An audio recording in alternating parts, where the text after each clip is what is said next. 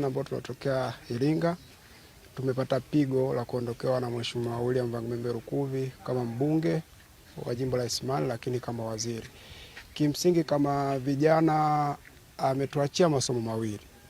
Jambo la kwanza ambalo naweza kukumbuka na ambalo litaishi kwa vijana wengi, amewalea vijana wengi ambao alitamani na aliamini kwamba katika kulea vijana basi anaandaa taifa la kesho, hata kama itatokea wao wapo au hawapo. Na aliamini sana katika vijana ambao wameishi katika misingi ya umoja wa vijana wa Chama cha Mapinduzi, lakini aliamini katika vijana ambao wao wamepata madarasa ya itikadi vizuri. Lakini kitu pekee ambacho tunaweza kukumbuka kama vijana, alikuwa anatamani vijana wanaoweza kujitolea. Yaani kijana asiyependa maslahi binafsi kwanza. Alitamani akikupa kazi uende ukaifanye kazi bila kudai malipo yoyote. Na mtu wa namna hiyo alikuwa anaweza akamuondoa kutoka hatua moja kwenda hatua nyingine kadri atakavyoona yeye anapendezewa aende maeneo gani. Kwa hiyo kama vijana tumepata pigo kubwa, na ninaamini wapo vijana wengi wanaofanya kazi eza kwenye chama au kwenye serikali, au ni wakulima au ni wafanyabiashara au ni vijana wa michezo, wako katika Jamhuri ya Muungano wa Tanzania katika maeneo tofauti tofauti. Naamini wameguswa kwa kiwango kikubwa sana. Lakini jambo la pili, alihimiza sana elimu kwa vijana. Kwa kweli hatutamsahau. Kwanza shule, kapanga shule kila kijiji, halafu hospitali kila kijiji. Kwa hiyo tayari uzima wetu sisi tunajivunia kwamba vitu alivyowekeza hivi ndio vitakavyokuwa vinatuendeza sisi. Lakini pia naanza kumkumbuka kutokana na jinsi hali halisi ya jimbo letu. Jimbo letu lilikuwa jimbo la mwisho kabisa katika mkoa wa Iringa.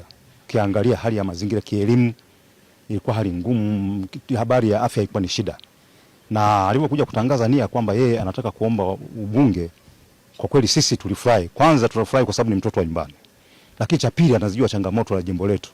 Kwa hiyo tukaona kwamba atakuwa ni mtu sahihi, na ni kweli. Tunamshukuru Mwenyezi Mungu, toka mwaka 95 jimbo hili lilikuwa halina shule za sekondari. Kwa hiyo elimu tulikuwa chini sana. Lakini pia ukiangalia mazingira hata ya afya, wakati anakuja kushika madaraka ndio tukaanza kupata sasa zahanati maeneo mbalimbali katika jimbo lake, vituo vya afya. Mpaka leo ninavyozungumza kuna vituo vya afya 4 ambavyo amevijenga katika kipindi chake. Lakini pia barabara hii ilikuwa haipitiki. Nadhani mlikuwa bado wadogo. Ilikuwa haipitiki kwa sababu ilikuwa njia ni mbaya. Lakini alileta msukumo serikalini, ikafikia mahala barabara zetu zikaanza kuboreshwa sasa. Eneo hili tunalima kilimo cha mpunga. Miundombinu yetu ilikuwa ni miundombinu ya ajabu sana. Lakini mheshimiwa tuliomtolea shida, kwa sababu moja ya changamoto zake ilikuwa ni kuhakikisha kwamba wananchi wa bonde hili wanapata uchumi ulio sahihi kwa kulima kilimo cha umwagiliaji. Kwa hiyo tulienda naye, akawa ameanza mchakato toka mwaka 2004. Walikuja watu wa kanda, tukaja alituma wataalamu wake, wakaja wakapima maeneo na wakaahidi kwamba wanaweza kujenga bwawa. Kwa hiyo kila anapokuja, moja ya ahadi yake ilikuwa ni kuhakikisha kwamba Idodi iwe ni Idodi ya kijani, baada ya kuona kwamba litajengwa bwawa la kisasa ambalo litaboresha kilimo cha mpunga. Lakini sio hicho tu. Mheshimiwa Mbunge yeye katika ahadi zake mambo makubwa aliyokuwa ametuahidi, alituahidi mambo kama 4 makubwa. Cha kwanza yeye kwamba afya wa watu wapate afya bora, kwa maana kwamba huduma ya matibabu itakuwa bora. Barabara aliahidi ilikuwa ni kilio chake, lakini umwagiliaji ndani ya kata hii ya Idodi. Lakini kafanya miradi mingi mikubwa katika sekta ya afya, pia kaboresha sana masuala ya afya. Baada ya kupokea taarifa hizi, wananchi wangu, nikianza mimi mwenyewe, nimeumia sana. Nimeumizwa, nimepokea taarifa hizi kwa masikitiko makubwa, lakini hatimaye nikamshukuru Mungu kwamba ni kazi ya Mungu. Lakini wananchi wote mpaka sasa hawana raha. Mpaka saizi wananchi wanapata shida, wameumia sana kuona kwamba kiongozi wetu mahiri, kiongozi wetu mkubwa ambaye ametusaidia mambo mengi kwenye maeneo yetu amefariki dunia.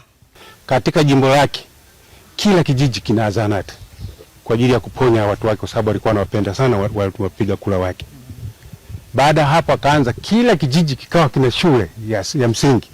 Kila kijiji katika jimbo lake, hakuna kijiji ambacho utakuta hakuna shule. Aliweka hiyo, akawekeza vitu kama hivyo. Baadaye ikaanza swala la hii hospitali za vituo vya afya. Kituo cha afya navyo amekwenda navyo. Huko amefika mahala kaanzisha hata maduka kwenye vituo vya afya kwa ajili ya watu ambao wanapata madhara hasa ya kuugua. Kwa mfano bonde hili lilikuwa na malaria sugu, lakini baada ya ufumbuzi wa kuleta wahisani kuanza kuleta neti, ikawa sasa umepungua, kwa sababu ilikuwa kila siku ikifika kwa mfano mwezi wa pili wa kifuku ilikuwa watu wanaugua vibaya sana malaria, kupeleka kwamba damu hamna. Wakasema labda kuna uchawi, lakini kumbe uchawi ilikuwa ni kutotumia neti. Baada akaweka hivyo vyote neti, ikawa kila kijiji walikwenda, zikawa zinaenda kwa msaada wa watu, wanalipa kidogo kidogo, ingalau watu wanatakiwa wote wawe na neti. Amekwenda hapo sasa, kaja sasa kwenye masuala ya magari sasa ya kila kituo kikawa anakuja anaweka ambulance, magari ile ya kukimbizia watu na umma haraka haraka. Yani kwa kweli tutamkumbuka vibaya sana huyu bwana. Ni kweli Mungu amempenda zaidi, lakini na sisi tulikuwa tumempenda zaidi.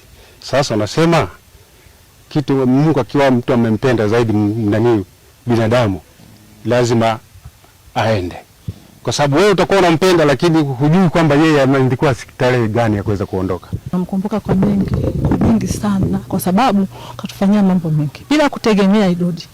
Idodi yetu haikuwa hivi, ila mabadiliko makubwa kupitia yeye. Tulikuwa kila tutakachoomba tunapewa. Alikuwa hajawahi kutunyima chochote. Tumeomba shule tumepewa, hospitali tumepewa, barabara, shule sekondari mpaka form 5 na 6 wapo pale wanasoma. Ni kijijini, lakini kwa jitihada za Mheshimiwa William Lukuvi tutamkumbuka sana. Tuna majonzi naye sana tu.